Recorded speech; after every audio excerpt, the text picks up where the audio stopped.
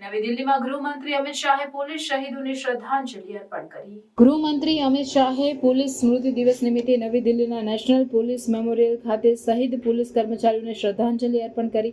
આ પ્રસંગે તેમણે દેશની સુરક્ષા માટે પોતાના પ્રાણોની આહુતિ આપનાર વીર જવાનોને યાદ કર્યા અને તેમના બલિદાનને શ્રદ્ધાંજલિ આપી। આ પ્રસંગે અમિત શાહે જણાવ્યું કે આજે આપણે તમામ શહીદ પોલીસ કર્મચારીઓને શ્રદ્ધાંજલિ અર્પણ કરવા માટે અહીં એકત્ર થયા છીએ। આ વીર જવાનોની હિંમત અને બલિદાનને ક્યારેય ભૂલવામાં નહીં આવે।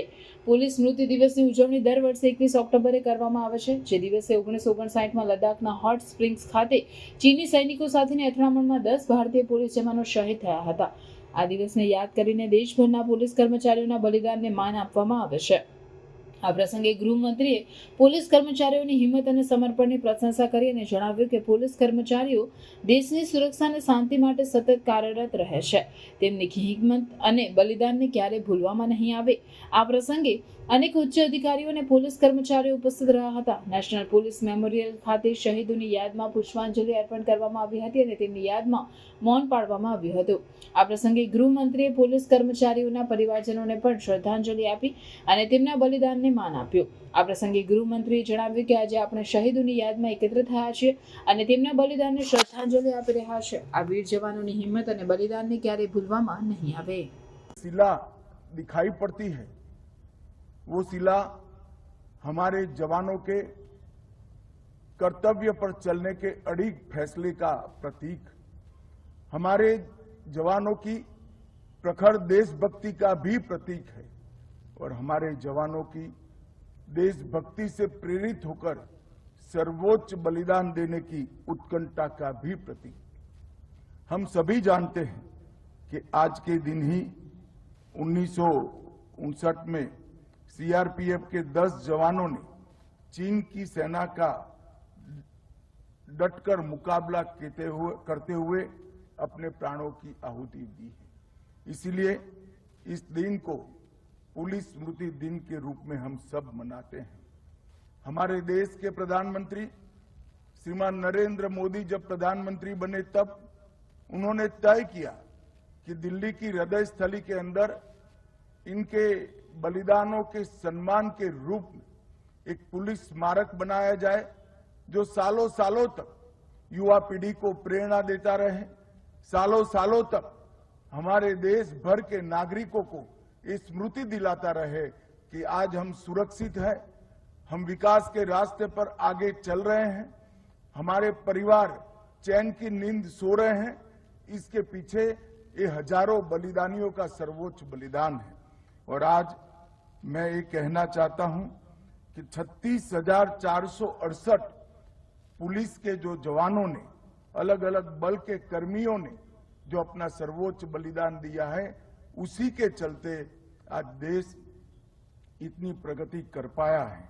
पिछले एक वर्ष के दौरान 216 से ज्यादा पुलिस कर्मियों ने कर्तव्य की वेदी पर अपने प्राण न्यौछावर करे हैं। हमारा देश इन जवानों का सदैव ऋणी रहेगा। कृतज्ञ राष्ट्र की ओर से ये 216 पुलिस कर्मियों को मैं मनपूर्वक श्रद्धांजलि अर्पित करता हूं और उनके परिजनों को विश्वास दिलाना चाहता हूं कि जिस हेतु के लिए आपके परिवारजन ने सर्वोच्च बलिदान दिया है, उसको हम विफल नहीं होने देंगे। कितनी भी दिक्कतें आए, कितनी भी आपदा आए, मगर जो उद्देश्य राष्ट्र की सुरक्षा को है, उसको हम नीचे नहीं आने देंगे। हमारे पुलिस बल का राष्ट्र की सुरक्षा हेतु सर्वोच्च बलिदान देने का एक अविरल परंपरा रहा है।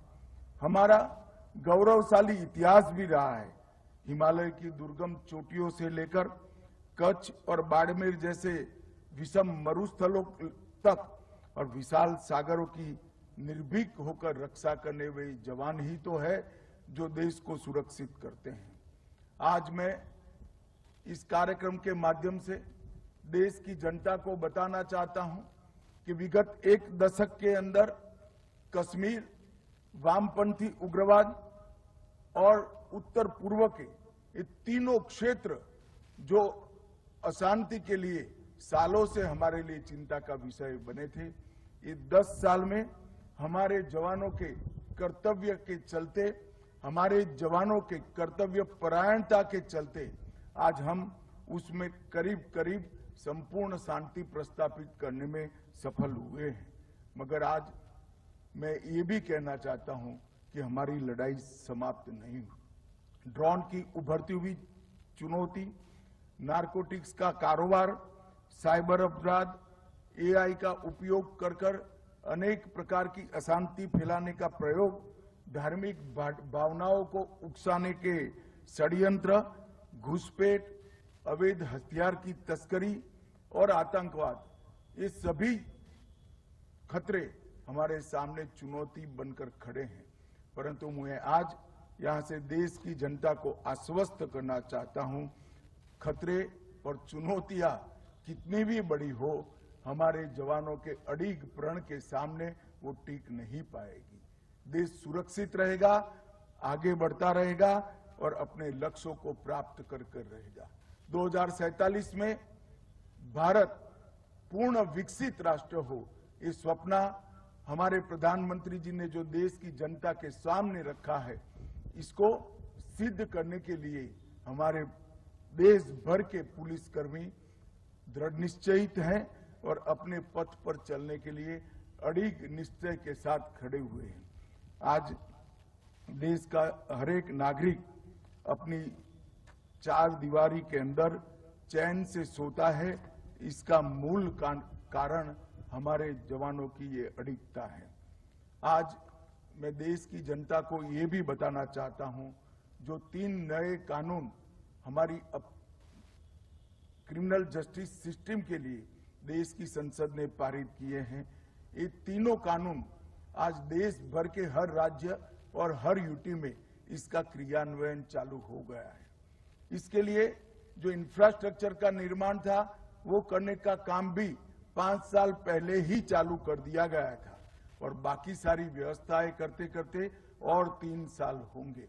परंतु 3 साल के बाद मैं ये देश की जनता को विश्वास दिलाना चाहता हूं कि हमारी क्रिमिनल जस्टिस सिस्टम पूरी दुनिया में सबसे आधुनिक होगी और देश के किसी भी कोने में रजिस्टर हुआ अपराध सुप्रीम कोर्ट तक न्याय दिलाने में 3 साल से ज्यादा समय नहीं लगेगा। आज देश के नागरिक न्याय में देरी से परेशान हैं, उन सभी को निजात दिलाने का, मुक्ति दिलाने का रास्ता हमारे